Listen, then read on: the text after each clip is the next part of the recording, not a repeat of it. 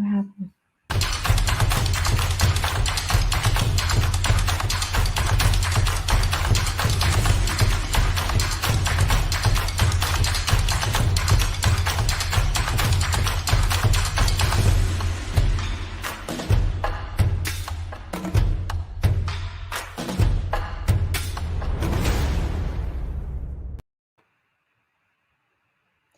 Assalamu alaikum, and welcome back to another episode of Justice for All Now. I'm your host, Henna Zaberi, and you're watching us on Muslim Network TV. We air on Galaxy 19, Roku, Amazon Fire, and you can watch us always 24/7 on muslimnetwork.tv.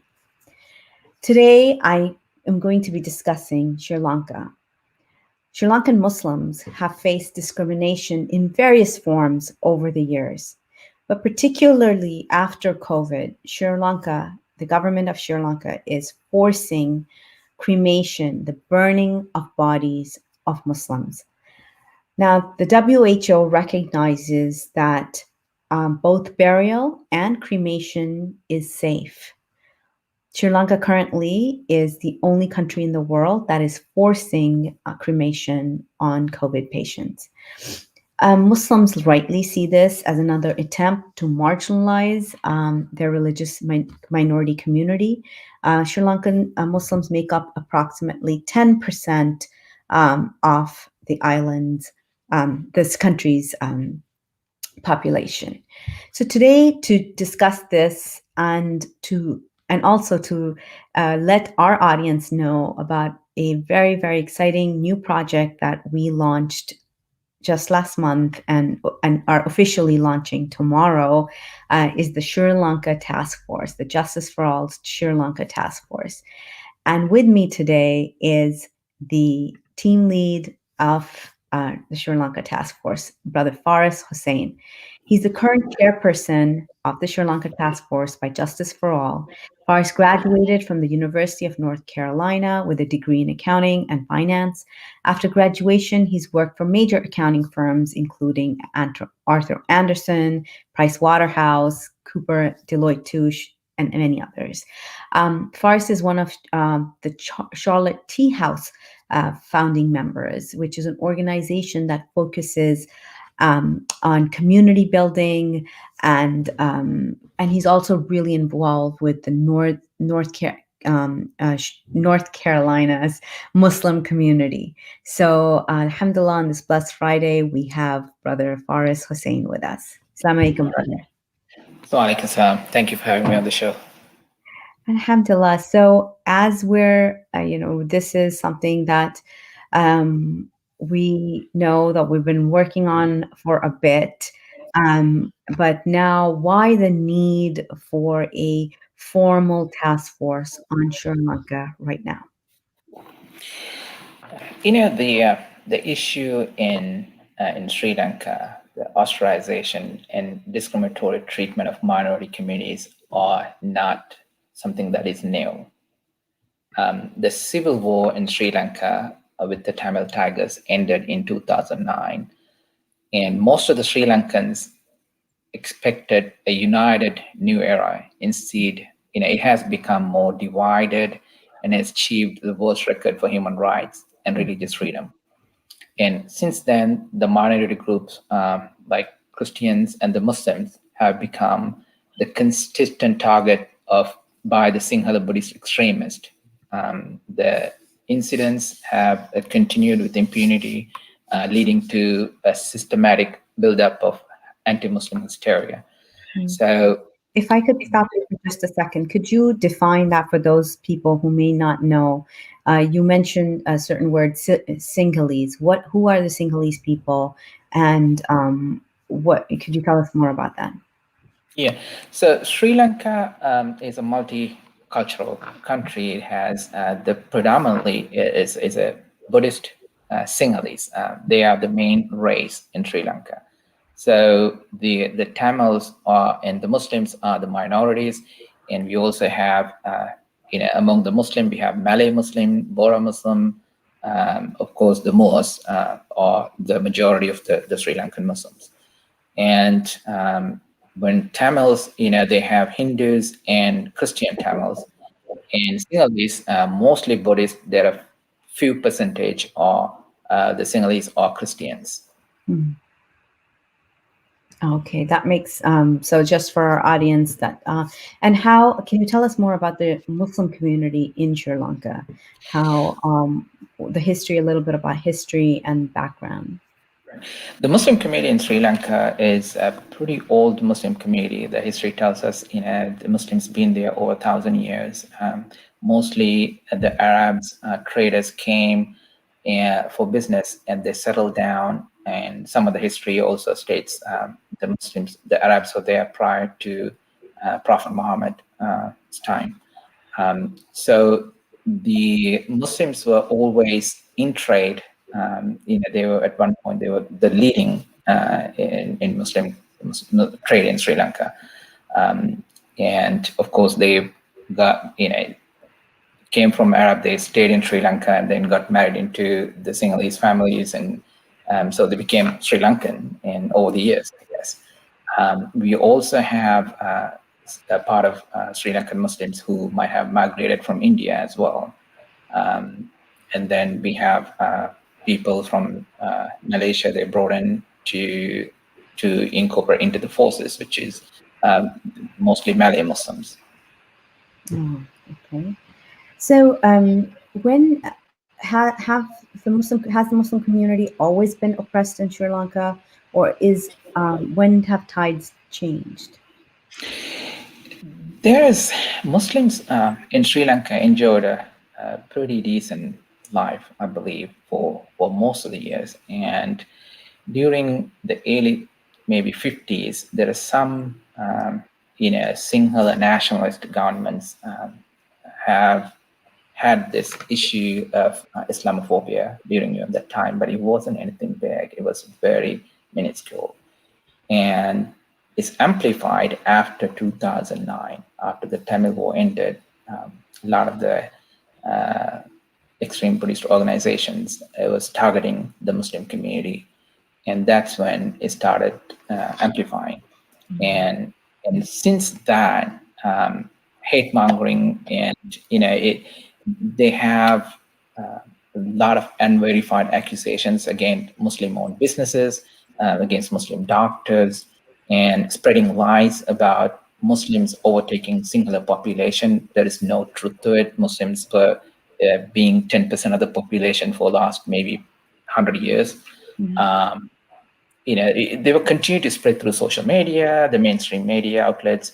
So it's an organized barrage of negative propaganda that created fear, anger, and mistrust among the Sinhala majority due to all of this planned, organized propaganda.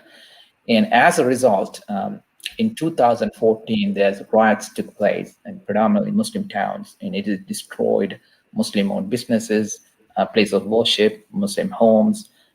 It continued, and also in 2014, as most of you know, the Burathu, the leading Buddhist monk in Myanmar, was invited to speak in Sri Lanka by the extreme Buddhist organization. And even though it was opposed by a lot of the human rights civil societies, and it took place in 2014. And then in 2016 again, the riots were carried out. It was all organized by the extreme Buddhist organizations, and it destroyed again Muslim lives, businesses, homes, and places of worship. And that continued in 2019. Following Easter attack, riots were planned. Ultra Buddhist nationalist organizations again went after the Muslims, and it's the same cycle over and over and over. And then now, 2020, this forced cremation. And this forced cremation law is definitely designed to target the Muslim community by the hardcore right-wing faction of the present government. So one, I wanted to bring our audience attention to the fact that Warithu, now this is the man, Buddhist monk from Burma, who is sort of a mastermind, or at least the one who has given the spiritual dimension to the Rohingya genocide, where he let the Burmese people know that this was acceptable in Buddhist religion to commit murder, mass murder of a people. And I've talked to other Buddhist monks who oppose this and who have gone back into their teachings and that really teach peace and are trying to work against people like Warithu. But one thing that they said, I remember in my conversations with them that came up, was these people are so well funded by the same military generals that own businesses in Burma, own jade and gemstone companies, and they fund this hate. They fund. So if a peaceful monk um, is if a peaceful monk will publish a book, it will be spread throughout the country. It would not be spread throughout the country because they just don't have enough money to put into publications. Whereas a hateful monk's preachings will be spread throughout the land, funded by the military. And so this nexus of Buddhist in Sri Lanka, extreme Buddhist in Sri Lanka, and extreme Buddhist in Burma coming together to oppress the Muslim community. This is something that is, many of us have been warning about this for a while, but now you're seeing the results of their networking. And so now to counter this, Brother Faris, if you could share, is the Sri Lankan community in touch with other Muslim minority communities in that region? How has there been any sort of like learning from each other? Because it seems like the enemy is the same.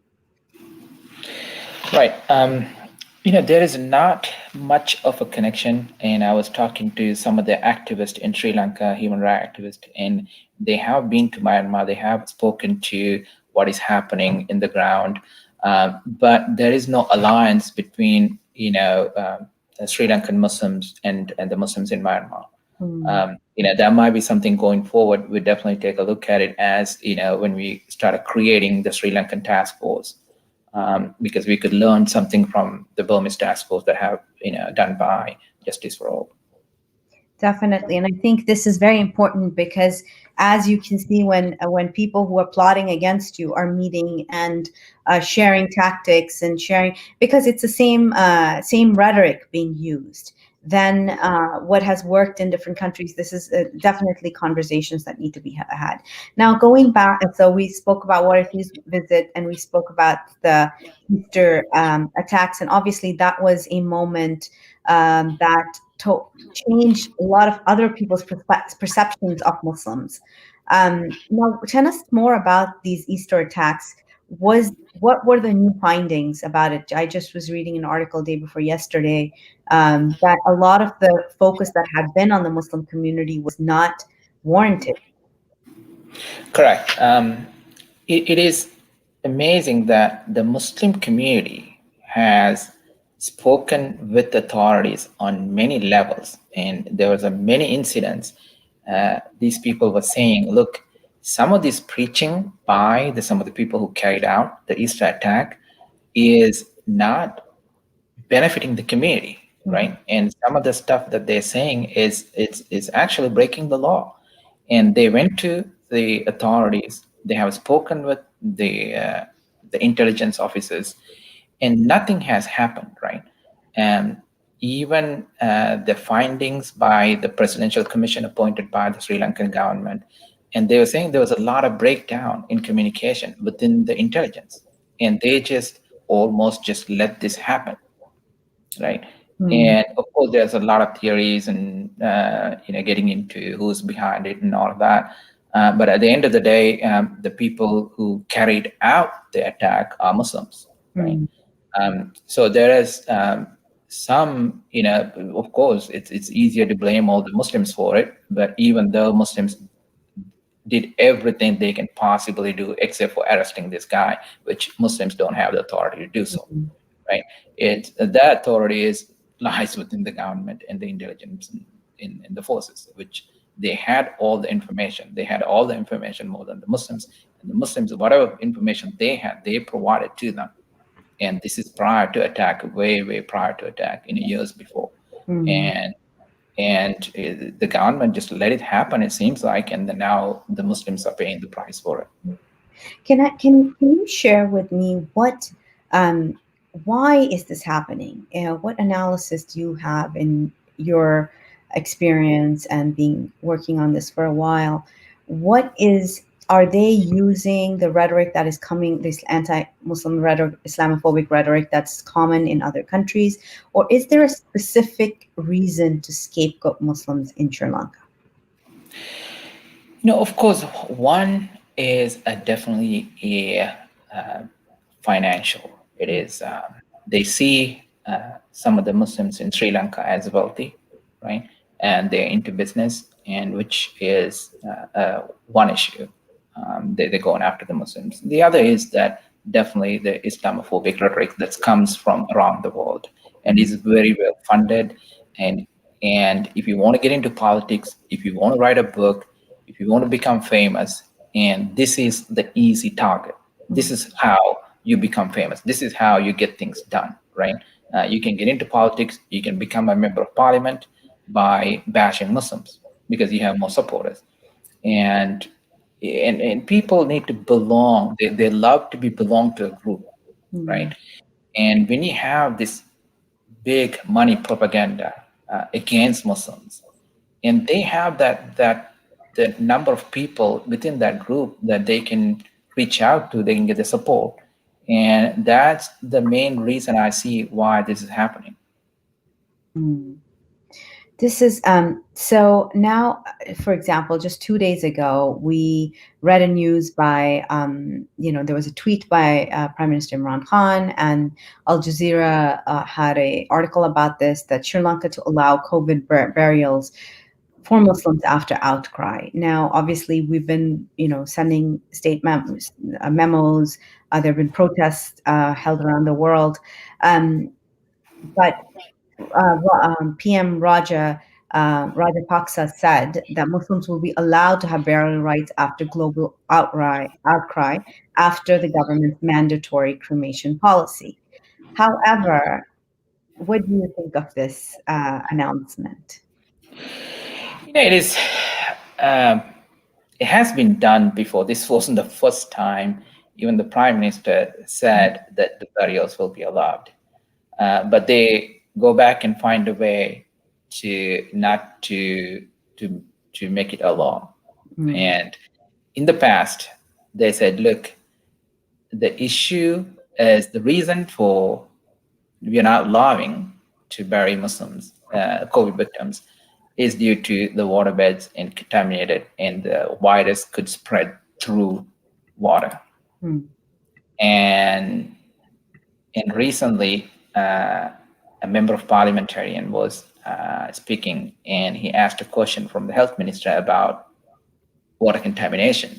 And her answer was, look, the virus does not transmit it through the water, and we know that. And so you don't have to worry about it. And the next day, one of the Muslim member of parliament asked the prime minister, look, this burial issue has been always around the waterbed and transmitting. And yesterday, the junior health minister stated that is not the case.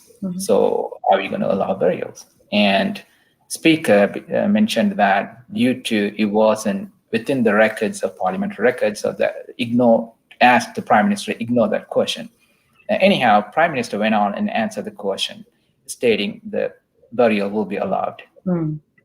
Within 24 hours, the ruling party's spokesperson and said, look, that's not what the prime minister said.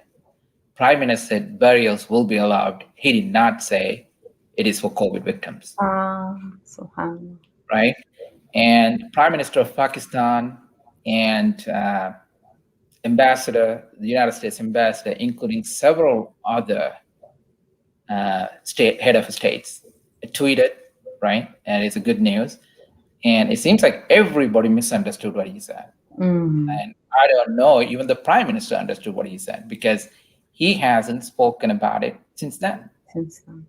And there is no, gazetted in parliament. There's nothing laws passed, and everybody is looking for answers. And there is no, and he clearly said that he will allow burial.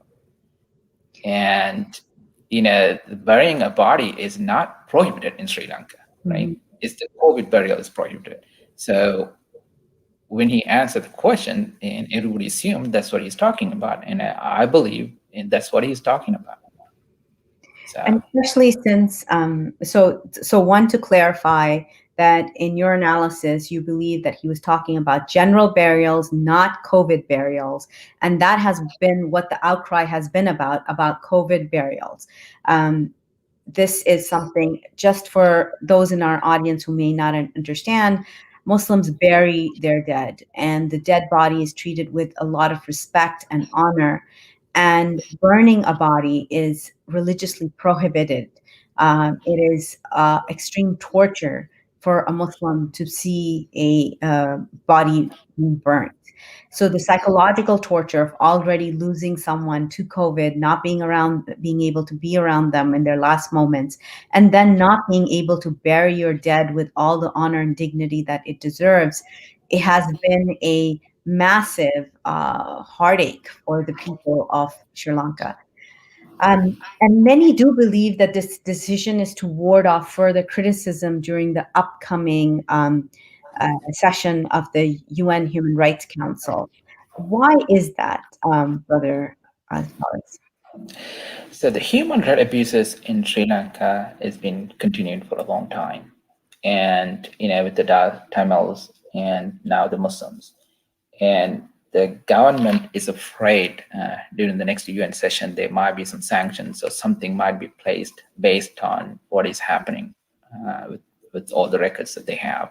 So sometimes it feels like they wanted to calm the international community down, and that might be the reason that they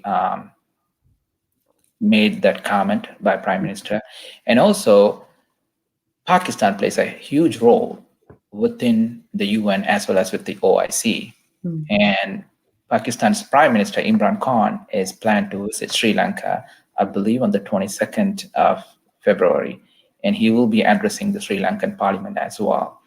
So maybe to please him, this comment might have been made, and also to please calm the Muslim community for the upcoming UN session in Muslim countries, and that way that look, we don't really have a major issue. Like Prime Minister said that the burial will be allowed, but what about rest of the issues? This is not the only issue the minorities in Sri Lanka face, specifically Muslims, right? And there are a lot more issues that need to be handled, but this is a major issue as well for the Muslims. So they are kind of painting this as, it's not a big deal, it will be allowed and will be everything going to be okay. And that's a kind of picture they're trying to paint for the international community. So what would make this a firm, like a done deal, would be what would have to be issued in Sri Lanka for this to be, if let's take him for his word, what would need to happen? So it need to be passed in the parliament, right? There's a gazette saying that it is against the law right now to bury the body. It need to be cremated. So it need to go through the parliament and a gazette, and they can do that within a day if they wanted to. And if a prime minister is agreeing to it, and the only person who can override the prime minister is the president. So president is keeping silent. He's not talking about it. He's not saying anything about it.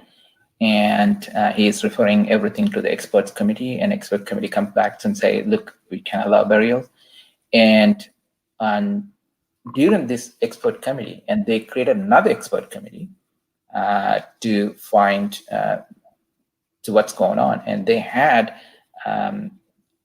some people, they were qualified to answer these questions. And their findings were, they came back and said, look, there is no transmitting virus through water, and so the burial is not necessarily an issue for Sri Lanka. And when that report came out, the health minister said that's not an appointed committee.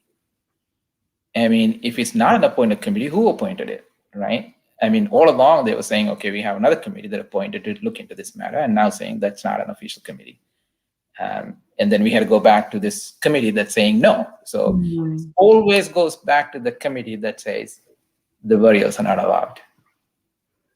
Interesting. So, and this issue has resonated across the world. Professor Norman Finkelstein called it a disgrace. Others have shamed Sri Lanka on this. The Muslim Council of Britain has threatened to sue Sri Lanka on this case.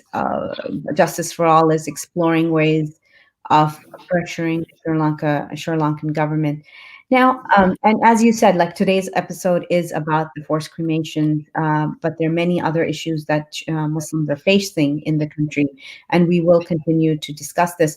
But just to wrap up the session on forced cremation, how many people have been cremated so far that are Muslim, and what ages, what age range? So they haven't really given a lot of data on it, and unofficial data is over 200 bodies of Sri Lankan Muslims.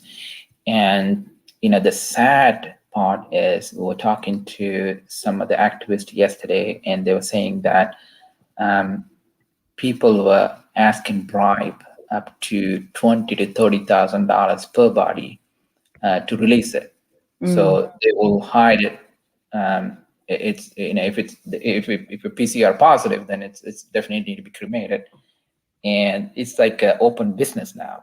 Like if you want your body to be to buried, and pay $20,000, and the Muslims are in like they could come back and easily say you are COVID positive, and they're not giving any reasons. They're not necessarily have a neutral party tested.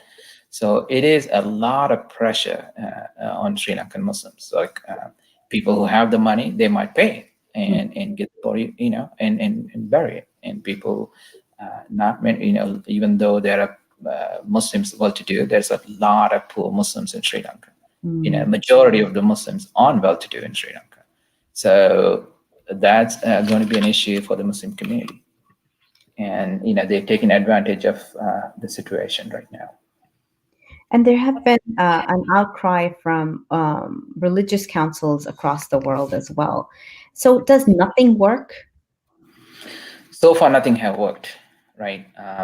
If you look at the governing party right now, the more of the officials are coming from the military, right? And I feel like the president, who was the former Secretary of Defense, and his way of handling is by possibly maybe all his people are order takers instead of it's a democratic Sri Lanka, like going through parliament.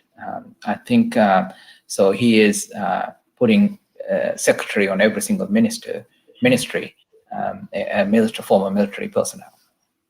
And so we don't know where this is heading to. I mean, it's definitely not a good sign for the minorities in Sri Lanka and as Sri Lanka as a whole. Like this issue is not just Muslims are fighting against Sri Lanka. Even some of the Sinhalese are supporting, right? The Tamils were supporting. They had protest in the north and east last few days against burial, right? Or to allow burial. Against the cremation, and this is an issue for the entire Sri Lankan community. It's just subhanallah, like just thinking about it and imagining the pain of the people who, I mean, this is a religious freedom issue as well. Usual burials in Sri Lanka are done just normally with a cloth and then buried directly into the ground.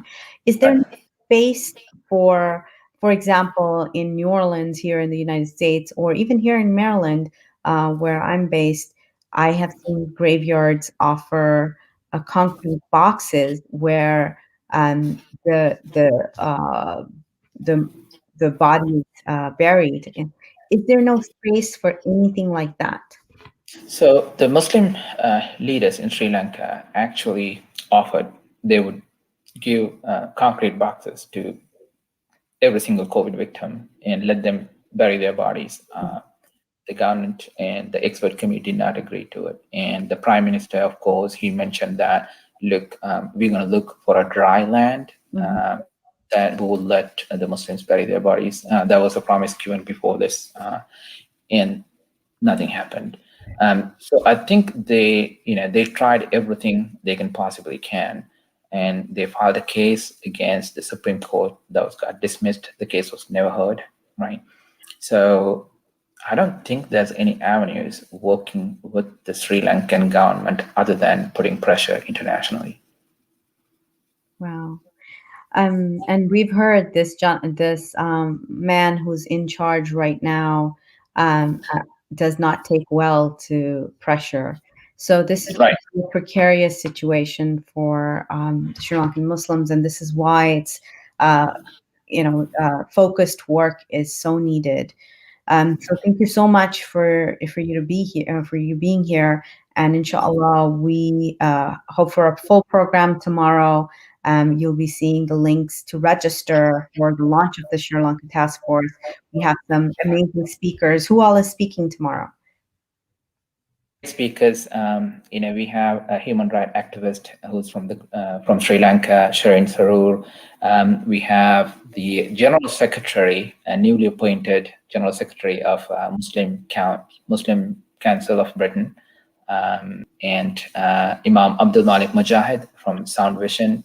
And we also have a member of parliamentarian from Canada, Salma Zahid, and also Linda Sassour from the US speaking. So we encourage everyone to register. It'll be a good event, inshallah, and hopefully, they will be able to hear more about the ground situation as well as what Sri Lankan Task Force and what their goals are. Yes, please do register. You can go to www.justiceforall.org/events to register for this extremely important launch tomorrow. And with this fabulous lineup of speakers, I'm certainly looking forward to it. So thank you so much, Brother Faris, for being here and for sharing your thoughts with us.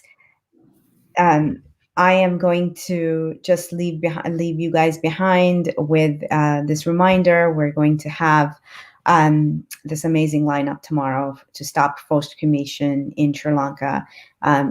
This is going to be a long fight because as vaccines roll out, the rollout of vaccines in South Asia has been almost non-existent.